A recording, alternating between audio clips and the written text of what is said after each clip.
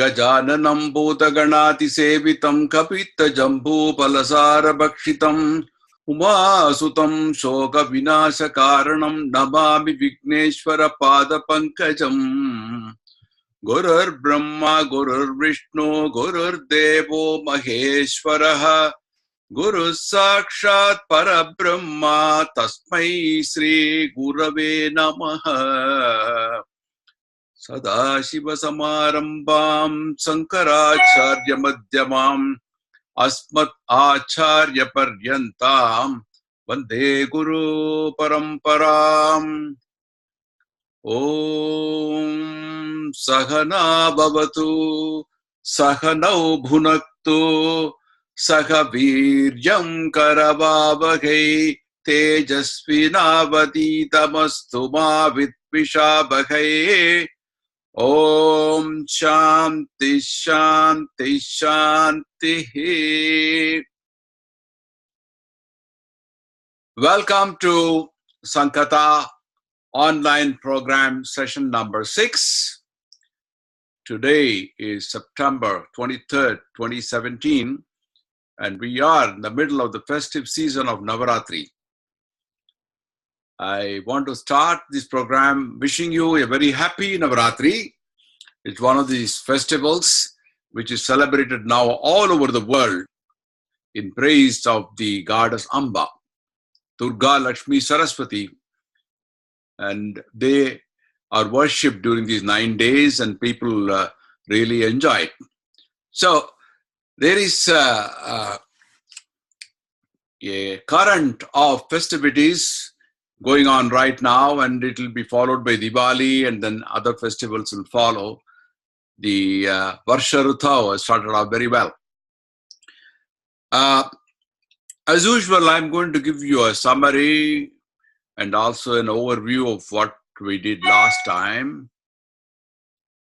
We did continue on Valli 2, the subsection number 2, where Lord Yama illustrates the spiritual journey with an analogy of a chariot drawn by horses, driven by a driver and with a master. Now, the chariot represents the body, and it's drawn by the horses, which represents the sense organs. You see the picture above me, symbolic of that. And the horses are controlled by the reins, which represent the reins, the mind. And number 4, the driver, who's the important person, is compared to the buddhi or intellect, which drives the person, which makes him think and start doing things. And finally, the unseen owner of the chariot is compared to the jivatma, or the self, as they call it. So, in that, there are many aspects of it explained by Lord Yama, and from verse 9 he explained the qualities needed to drive smoothly through the path of life. And I mentioned about the famous arise, awake, and stop not until the goal is reached, a clarion call by Swami Vivekananda. So here in that Valli, Yama explains the nature of Atma, but also cautions that the path to realize it is very hard. Like he says, razor's edge. So it's a very arduous path and not easy for an ordinary person to go that path. So we concluded Valli 3 of chapter 2. Not chapter 2, but chapter 1, with the benefits or parasuti, you can say, of reciting the story of Nachiketas. That's what we did. And I'd like to quickly go through the verse 15, which is an important concluding verse of Vali 3, chapter 1, where the terms represent the Paramatma herself. It starts with Ashabdam. Ashabdam means sound, In many languages you have this. Even in Tamil you have Sattam. Shabdam made into Shattam.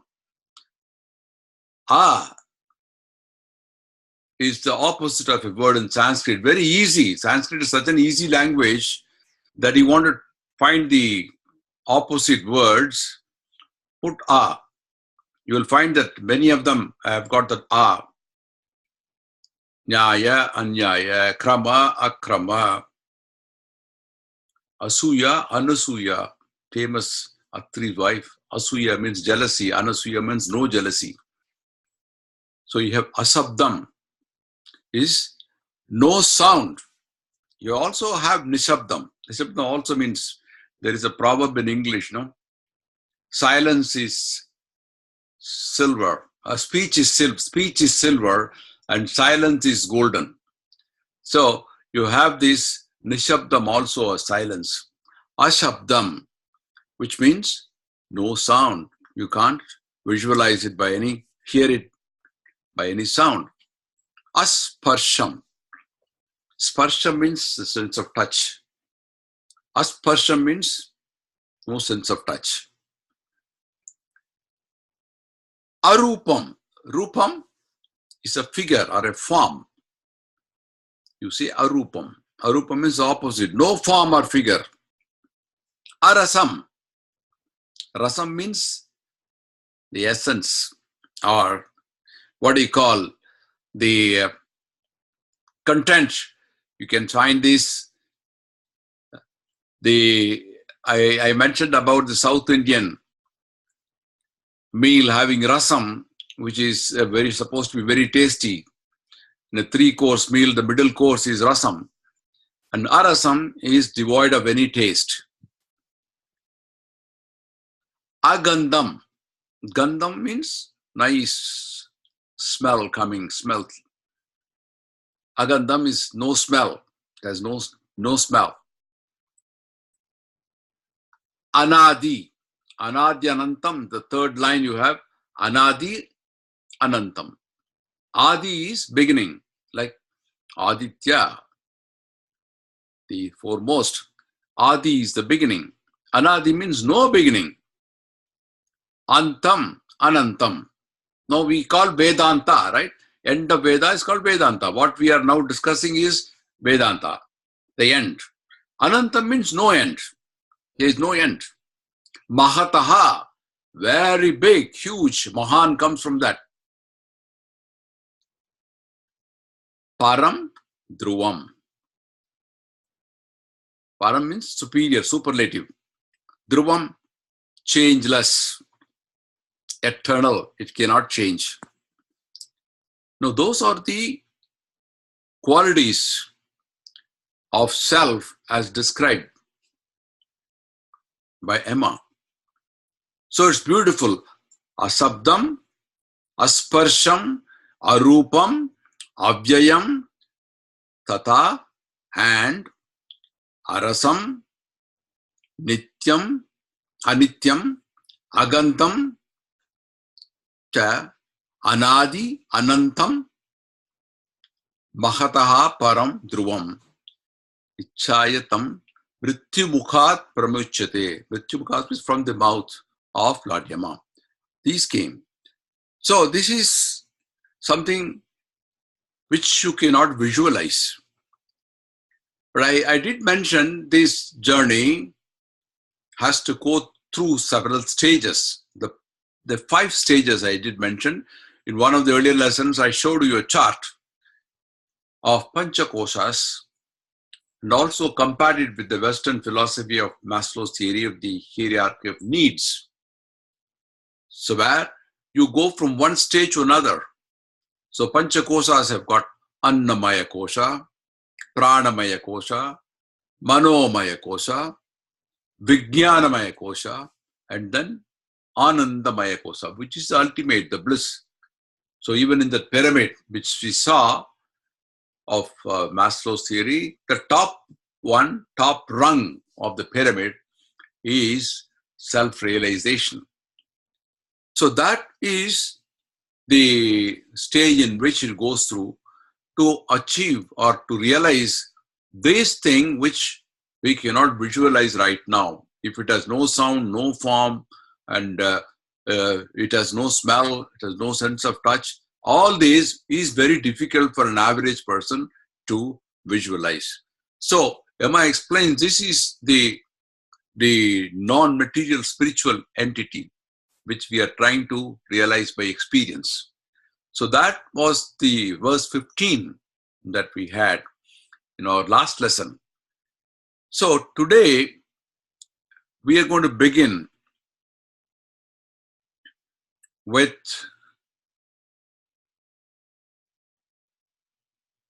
chapter 2, Valli 4. I'm calling it Valli 4 even though it is Valli 1 of chapter 2 because otherwise it will be confusing. So chapter 2, we begin with Valli 4 and the first verse. So in this chapter, Yama continues to explain. So he says, he's explaining why our senses get attracted. What's the reason for it? Why people get attracted to various things using the five senses. And what is the question? What makes them do that?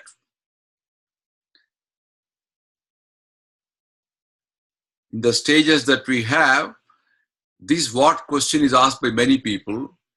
What is it? How? It seems to be a surprising thing. But eventually, you come to asking the same question with a prefix called so what? So what? And that's how it goes. And the philosophy of India is very difficult for Westerners to understand. I will give you a small example. A very wealthy Westerner went to India and he was wanting to see a yogi, a Mahan, and he was taken to a village where this person, Mahan, yogi was seated under a tree. So he had a very frank, honest discussion with him. He says, why are you seated like this, doing nothing? Why don't you work and make a living? I mean, when we invest, we work and earn money. So why did you do that? So the yogi asked me, why should I do it? Because you need money to sustain yourself. You need to buy clothes, you need to buy a car, you need to buy this, you need to buy a home. So he says, so what? After getting all this, what happens? Why do I don't need, no, then you can live happily, you can get married, you can get children, and then the society will respect you that you are somebody. So what? And the Westerners was confused. He said, I'm telling you so that you get all this stuff and then you can remain very happy. And the yogi smiles at him. Says, I am already happy. I am happy, very happy, and I don't need any of those things. Without that, I'm happy. So it is a philosophy which people are not able to understand. If you see the Mahan, starting from, say, let us say, Vyasa, Valmiki, Adi Shankara, down to recent ones like Ramakrishna Paramahamsa, Shirdi Sai Baba, you find Ramana Maharishi, they were not educated in a school. They didn't get degrees. They didn't get PhDs. They didn't work in a company or in government to earn their living. But today, they are worshipped. They are being held in respect. There are missions going on now everywhere. Ramakrishna mission, which is doing a fabulous job all round. Vivekananda mission. You have Ramana Maharishi's ashramam in Tiruvannamalai. So you find this is what is puzzling to people, that people who had nothing and who realize what I talked about a few minutes ago, of something which is hard to visualize, and they realized it by experience, and they became great, and they started attracting people like the honeys get attracted. Honeybees come to flowers to pick the honey. Likewise, there were devotees who went to talk to them, ask them questions. What is it? How do I understand? And they were so happy with those answers, that they started realizing themselves.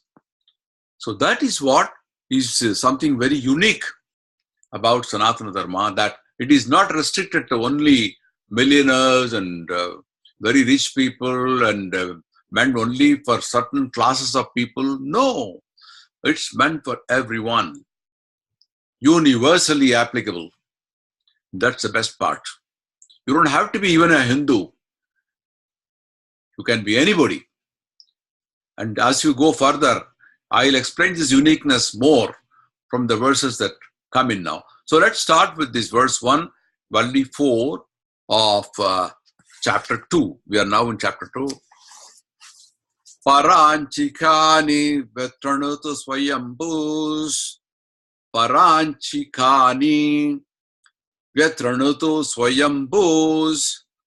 Tasmat paran pashyati na antaratman.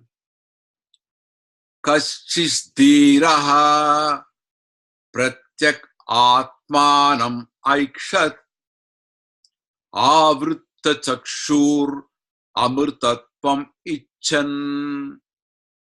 So these sandhis are a little difficult for people. They combine together.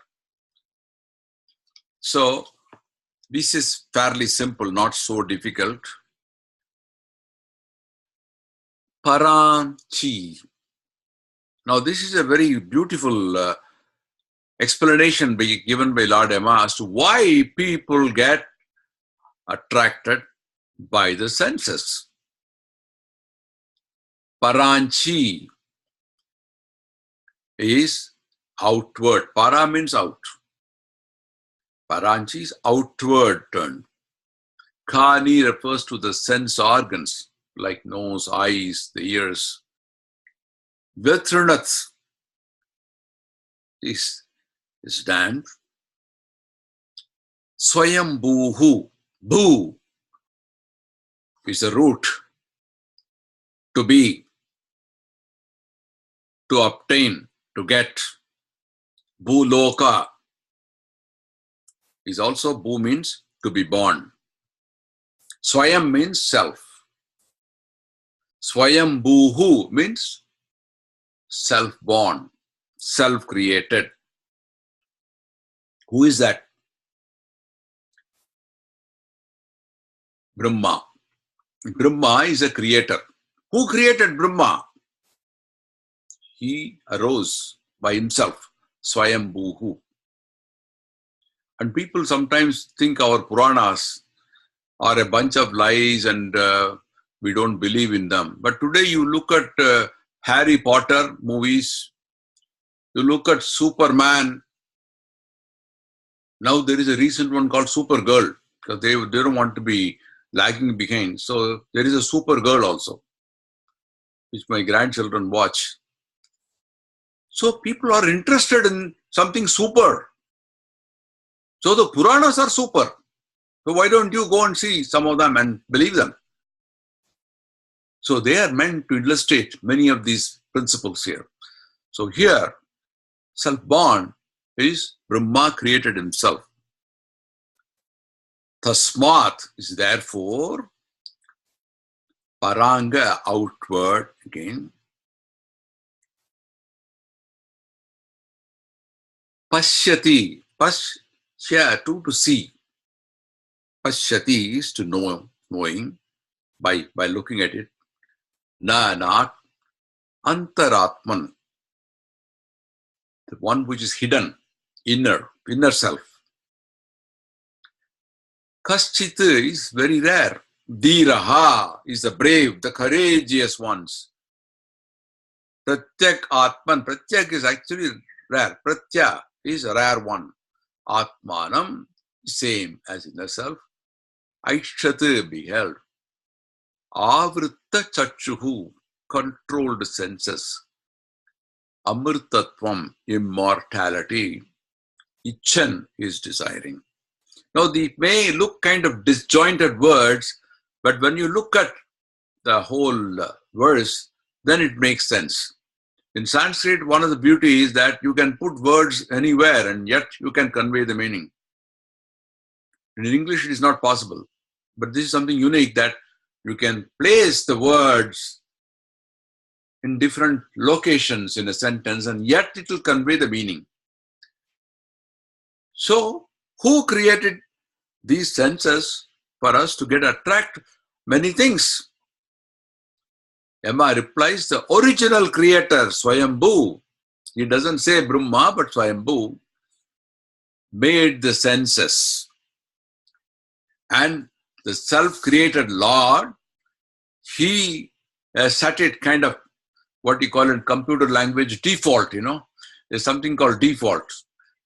The original setting of the computer has got certain default, and it goes by that unless you customize it.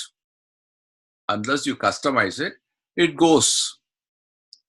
So you have that kind of a thing which is set to default, the senses to operate outwards, and thus naturally every people set to default look outwards into the objective world. But there is a function called customize. You can tune the computer to the way you want it to work. There are many options available, apps available. So the rare person, he customizes it.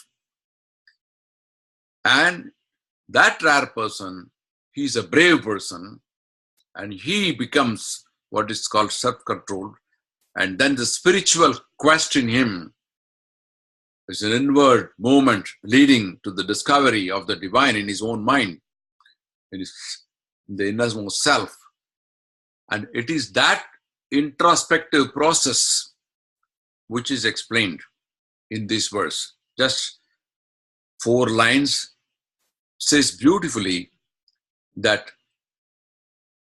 our default function is to get attracted by many objects, but the customized function, which people, rare people, courageous people only start doing it. If you don't know how to operate computers, you go haywire, right? So you better to operate in the default mode. But when you want to customize it, you have to be really knowledgeable. You have to be having that qualities in you. A rare, courageous person who controls the inward movement leading to the discovery of that Paramatma. So that is the explanation of this particular verse. It's a beautiful verse. Going further, now we're going to only have some selected verses. I'm not really going into the full Kathopanishad because it's going to take a long time, and I'm only highlighting some of the verses for you to understand the basic philosophy in this Upanishad. So here, going further, this is a little long sandhi you have in the second line. I will tell you that as I go. Aranyer nihito jata veda.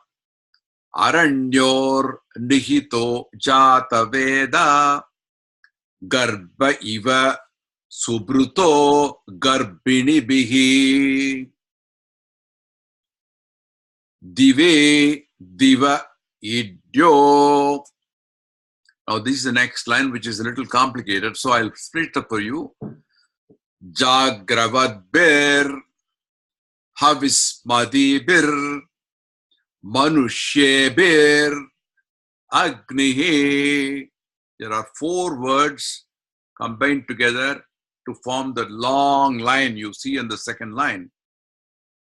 Jagravad bir havismad bir manushye bir agnihi. The last is yetat vaitat. This is that. What is what? Well, for that, you have to know a couple of things. Jata Veda. Now, Jata Veda is a mass noun. Jata is to be born. You know, you have a function called Jata Karmani. We have rites, certain rites, the birth of an infant. You do certain things at home, which is called Jata Karmani. Jata is Veda, you all know. Veda is the pool of knowledge we got. Vid is the root, Jata Veda. It represents here the fire. Jata Veda is called the fire. You know, Parsis worship fire because that is Jata Veda. That is the one which gives you the knowledge. It is supposed to be the medium spreading knowledge. There is something unique about fire, you know, that, well, you have so many other matters which contain what is called the final minute atom. But fire, it works with oxygen, but oxygen by itself doesn't burn. It causes oxygen only supporting the fire. But fire is something unique. It's not something which you can see as a solid or as a liquid. But it is an indestructible kind of material. And once it comes up and it's uncontrollable, like forest fires in California, you see how they struggle to put it out? It'll cause havoc. It'll eat up everything by burning them. So you need water. If water is more powerful, you have more water, only then you can quench it. Otherwise, even the water will get evaporated by Agni, fire. So it is such a powerful medium. So here Jata Veda is a fire, the one which is representing knowledge here. Jata Veda. So you have now these Navaratris going on. You have these famous Durga Suktam. Some of you know, maybe. Jata Veda se sunavama soma maratyate nitahadi vedaha sanak parshadati durgani vishwanaveva sindhum duritatyagnihi. We perform homam for that. And in fact, the daily duty, we have to keep fire at home. That is why you have light lamps also at home, oil lamps, not electric lamps. So one can say, well, we can switch on the electric lamp, but then there is no fire. The fire is only in the lamp, oil lamp, or they do what is called Aupasanam. Aupasanam is a small havan, homa, which has to be done every day. That is provided for in the Vedas. The Shastras say you have to do Aupasanam every day. There are some people doing, I heard, there are even some communities in Australia who do it every day. And some of them I remember, at least I remember, there was a massive tragedy in Bhopal at a chemical factory. Then a lot of people died, not only in the factory, but around the neighborhood, thousands of them. because the poisonous gas escaped from the factory as a result of this mishap. But one family which was doing this Upasanam every day were also in the plot. They escaped. No harm came to them. This was being published in newspapers at the time. So it has kind of provided a protective cover around them. So you have Upasanam, which is done every day. So let's go to explanation of this. This Agni Jata Vedaha. In olden days, you know how they created fire? They used to have two sticks, they used to rub it, or stones. But here it says fire producing Aranyoho is two, Yoho. In Sanskrit, you have dual, right? Singular, dual, and plural. So Aranyoho refers to two pieces of wood. When they rub together, they produce fire. Even now, we have a matchstick. There is a piece of wood with a little chemical on it. You rub it, and then you get fire. The same way, in earlier days, they used to have these wood or stone pieces. They rub it, and then they produce fire. So Agni Jata Vedaha, concealed in those two fire sticks. Like what? Like the fetus. Here the analogy given is a fetus which is very well protected by pregnant women. You know, this is very, very, very, I would say, divine, that a small life is protected so carefully by the mother until it is brought out in the world. So the mother is protecting it. So like that, this Agni is concealed. You can't see. That should be adored. One of the disciplines asked for by Yama. To realize, Anushtanam as they call it. You have to be disciplined. You have to do certain rituals in order to stabilize your mind. People may think that Hinduism has got a lot of rituals. It is not just for the sake of performing something without understanding it, but it is for the sake of stabilizing your mind. So that is why fire is worship. It should be adored daily by the vigilant ones. Jagravad bihi. Jagra means to be careful. By the vigilant ones with oblation. Havish. Havish madbir. Havish. Havan comes from that. Homam. This verily is that. Yetat vai tat. This is that. See, some of this word, or now even daily language, those of you who know Marathi, you know, divas we say, right?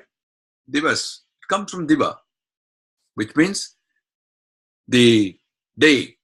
Day and divas. Even day and divas, there is a little bit of rhyming. You can see that. So day, divas. So from Sanskrit comes many of these words. In fact, yesterday I had a question from somebody which I have not answered. There are many Albanian words. He says, I'd like to know more about them, which have connection with Sanskrit. And there's a Vietnamese guy who wrote to me and he said, I watched your videos and I find there are a lot of Vietnamese words which are common with Sanskrit. It looks like a Buddhist monk there. So you have this beautiful verse which says, Agni should be adored. This is one of the requirements to go and travel in the spiritual journey.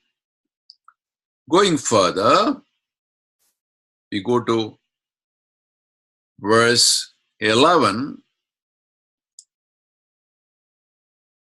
Manasaivedam aptavyam aptavyam manasaivedam aptavyam neha nanasti kinchana mrityo samrityum gacchatiya iha nane vipasyati. Manasa. In fact, the Manush, man, comes from the word manasa. Here it refers to the mind, manasa, by the mind, eva, in capital letters, by the mind alone. Am I stressing the word alone? Manasa eva, idam aptavyam. This Brahman, this self has to be realized only through the mind. There is no other way. Na iha, here there is no nanasti, difference. Kinchana, whatsoever, there is no difference. This is a must. Mrityoho, from death to death, sahahi, mrityum, he goes from one birth to another birth, from one death to another death, who does not perceive the difference, who does not think that the mind is the only thing that can help you to attain. A lot of people who think, well, why can't it be just as here? Why should I really care about other things? Enjoy, eat, drink, and be merry. Philosophy. But that doesn't help in this case. By mind alone. And that is the reason why you have those Mahans which I mentioned before, who were not educated, but they were able to realize that Brahman by the mind alone. They didn't go to university for getting degrees.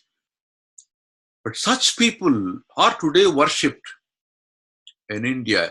Is there a big temple built for Birla or Tata or one of those entrepreneurs for people to worship every day? But there are. You go to Shirdi, you find Shirdi Sai Baba. You go to Bengal in Calcutta, Ramakrishna is worship. You go to Sadasiva Brahmendal in Nerur, there's a beautiful building there for worshipping. Shankaracharya's worship. Who? Because they achieved, they realized as Brahman by the mind alone. But it is said that Adi Shankara, when he was going, there was a Chandala, the low caste person, coming with his dogs and dirty, unshaven, and was looking like a forest robber. So Adi Shankara felt repulsive to see him and said, just move away, leave me the way to go, move away. And that man looks at Adi Shankara and asks him a question. You are asking my physical body to move or my inner self, my Atma to go? Which one you want to go? Which one you want to move? That question made Adi Shankara realize it is none other by Lord Shiva himself. That there is no difference. You may perceive somebody to be ugly physically, but he may have the cleanest of minds. At the same time, you may have a beautiful figure which may have an ugly mind, which you will not see.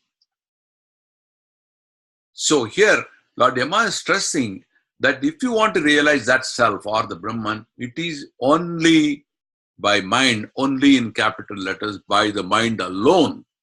That becomes the most important thing, the driver of the chariot.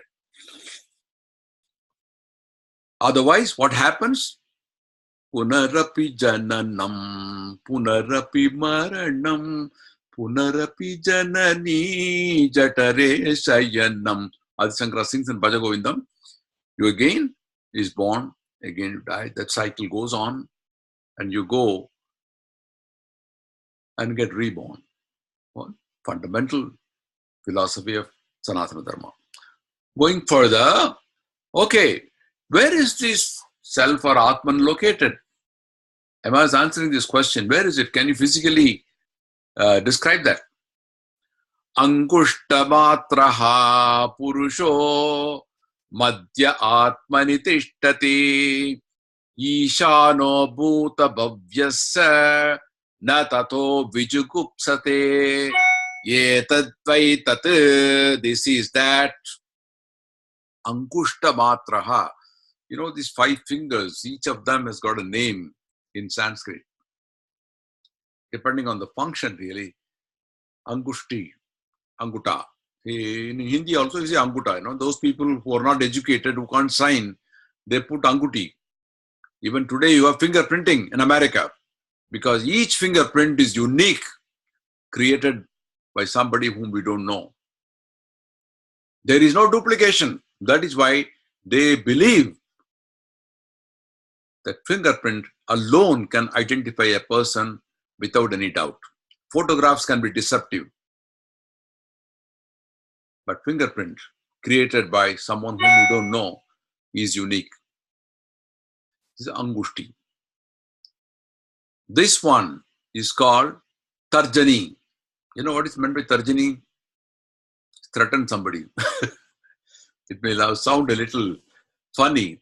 Tarjani. Tarjani Bhyam Namaha. When you do Nyasam, you say Angushta Bhyam Namaha.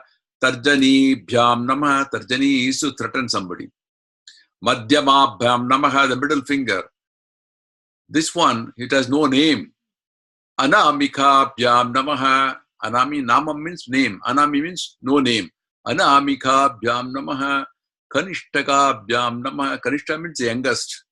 So out of these fingers, this is the youngest finger, because this is kind of short. So Kanishtaka Bhyam Namaha. So each one has got a name. So here Angushta Matraha means this is the size of a thumb where this Atman resides.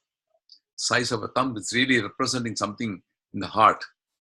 Purusho Madhye, in the middle of the body of a man, of a human being. Atmani Tishtati. Tishtati stands. He stands in the middle of a person in a size which is less than Angushta Matraha. This is the size of a thumb. Size of a thumb. You say heart, right? We have so many expressions coming. Heartwarming, heartfelt, everything relating to heart. Can you describe it? It's a feeling. Can you quantify it? No. Does it have smell? No. It is heartfelt. You only say heartfelt. It is coming something. So that is, there is some element there somewhere which is unseen, which has all those qualities I described earlier, what Lord Lama said that. Angushta Madhaka Purusho Madhya Atmani Tishtati. It stands there. Ishano. Isha. Isha is the invisible power. That's why you get Parameshwara. Param, it's a superlative, Ishvara. Ish is the root verb, invisible power. Oh, in Vishnu Sahasranamam, those of you who know, we say that, no? Om Vishvam Vishnava Shatkaro Bhuta Bhavya Bhavat Prabhu. You say that, no? Bhuta Bhavya Bhavat Prabhu. So you have that Atmani in middle of a person, which is really the heart, it resides there, and that is the absolute Brahman. Ishano Bhuta Bhavyasa Na Tato Vijugupsate. So here you have this Natata. Upon knowing him, one does not protect oneself. This alone indeed is that. Now this is God, the highest philosophy, not followed in any other faith. That the supreme absolute Brahman is also the Atman or Jivatma in beings. Of the size of a thumb, he resides in the middle of the body. Hinduism believes that everyone is divine. Everyone, every living being. That is why we say, Namo Namaha. We offer respect to the other soul. He may be, you say Namaste. You offer respect to the other person. It can be young, old, whatever. So this is the belief that the Jivatma, what is new, is a part of the Supreme Absolute because he resides here. So everyone is divine. This is supported by many other scriptures also, the same philosophy. We have these in Sri Rudram and quite a number of other scriptures like Vishnu Sahasranamam, Lalita Sahasranamam. So I'll explain this a little more as we go along. I think we are running short of time. Verse 15 of Bali 4, we have Yato Udagam Sabdhe, Yato Udagam Suddhe Suddham Asiktam Tadkeva Bhavati. Yato Udagam. Udagam means water. Yato Udagam is actually Yataha plus Udagam. It is Sandhi there. Yataha Udagam, Yato Udagam it becomes. Yataha means just as, Udagam water, Shuddhe pure water, into pure water. Suddham Asiktam, just as you pour water, pure water into, let's say, a glass full of pure water into a bucket full of pure water is poured. Tadak eva bhavati, just as it alone becomes. Evam, so also, munehe vijanata, muni. How does the word muni come? It comes from maunam. Maunam is silent. Supposed to be, the munis are supposed to be silent. I mentioned silence is golden. That is how they ponder. They keep on thinking about. That is why in meditation you have to be silent. It is believed those tapasvis, they were silent for months together. They were silent for years together. That is how they were. That is why the journey is very arduous. Mune Vijanata is actually Munir. Munihi is those who are silent. Munihi, the rishis, the sages. Munehe Vijanata. Vijanata. So he is to know. What no? Atma Bhavati Gautama. The self. So, the Emma is addressing Nachiketas by the name Gautama. Oh, Gautama, the last word is Gautama. What does Gautama mean? No, Gautama Buddha. You know that. How this word? It has got two roots. Go-tama. Gaha is the root for light. And Tama is Tamasoma Jyotirgamaya. Remember that, right? Tama means darkness. So, literally here, Go-tama means to drive away the darkness. Go. Darkness, go away. That from Go-tama comes the word Gautama. The lady is also near the name Gautami. So here he is addressing Nachiketas, the one who is brilliant, who has driven away the darkness or ignorance. O Gautama. It's a very fond name he has given to Nachiketas. He's addressing him, O Gautama. As pure water is poured into another set of pure water, it remains the same. It still remains the same as water, pure water. So becomes the self of the Rishi who understands. So here he says, they gave one example of space in a pot. When you have a pot, there is space inside. There is space outside. And when you break the pot, where does the space go? It just remains space. The pot is gone. Pot-like body is gone. But the space remains. So likewise, if you put pure water, Udagam Suddhe, into another pot of pure water, it still remains pure and blends together and becomes one. The sages who knew that, they knew this fact. And that is why they are called Rishis or Munehe and worshipped. So going further, actually we conclude Valli 4 in this verse, and then we will go to Valli 5, the next one. Maybe we have time for this, yes. Verse 2. This is a very long kind of sandhi here, so I have put this slide breaking up the words for you to understand clearly. Hamsaha. Hamsaha is swan, the bird swan. It's actually a quote from the Rig Veda and Ayurveda. Hamsaha is a swan. Suchi Shat. Suchi Shat. Vasur Anta Rikshat. Vasuhu Antarikshasat. Hota. Vedishat. Atitihi. Duronasat. So when you read it together, it becomes Hamsa Suchishat Vasur Antarikshasat Hota Vedishat Atitir Duronasat. The next line is also a little bit complicated. The first word, Nrishat, Varasat, Rutasat, Vyomasat, Abja.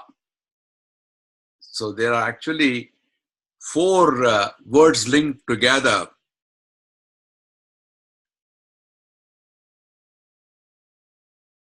Why 4? I think 5.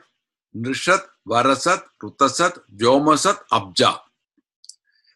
So when you read it, Nrishat, Varasat, Rutasat, Vyomasat, Abja, Goja, Rutaja, Atrija, Rutam, Brihate. So it seems to be complicated. What does it mean? Well, I'll make it very simple for you. It's not at all difficult. Hamsaha is something which moves, which is a swan. Suchi Shat is residing in the heavens, which is referring to the sun here. Vasur Antarikshasat Hota. Vasuhu is one which is prevailing everywhere, one that pervades like space. Vishnu comes from that. Vishnu means one who pervades everywhere, omnipresent. Antarikshasat, residing in the space in between the lokas, Bhuloka and the Swargaloka, there is interspace, which is here, Antarikshat. Hota, here is referring to Agni or the priest. Vedishat is dwelling on the earth. Atitihi is guest. I think I move to the next slide so you can see those meanings. Durohasat, dwelling in the house. Nrishat, dweller in the humans. Varasat, dwells in the gods. Rutasat, dwells in truth. Vyomasat, dwells in the sky. Abjaha, water born. Ja is a root here, being born. Apoho is water. Water has got more than 60 names in Sanskrit. Abjaha is one which is born from water. Gojaha is earthborn. Aja, Ja is a root for being born. Rutaja, sacrifice born. Ritvik, you call it. One who attends his home is called Ritvik. Adrija. Adri means the mountain. Mountain born. Rutham, Ruth. Brihat is great. He is the swan, the sun in the sky, the pervader in the space, the interspace is here, the priest at the altar. See the rupams of this, of the Paramatma is describing here. The supreme power is representing everything. He is a swan in the sky, the pervader in the space, the interspace there, the guest in the house. He dwells in humans, in gods, in the cosmic order. He is all that is born of water, including fish, all the aquatic animals sprung from the earth, born of the cosmic order. All the animals born of mountain. He is the true and the great. It is a description of the Almighty. Asavyo vasarpati nila grivo vilokitaha utayanam gopa adarshan daharya. Rudram says that. You know, Vishwa Bhutani. Rudram also says that Rudra or the Almighty, He exists in everything. Senanya disham chapataye nabo namo vrikshebhyo harikeshebhya pasunam pataye nabo namo saspinjaya kshetranam pataye nabo namo sutaya hamchaya vananam pataye nabo namo. It's saying namo namo to the Rudra existing in various forms, including a blade of grass, saspinjaraya, the green grass, kshetranam, places,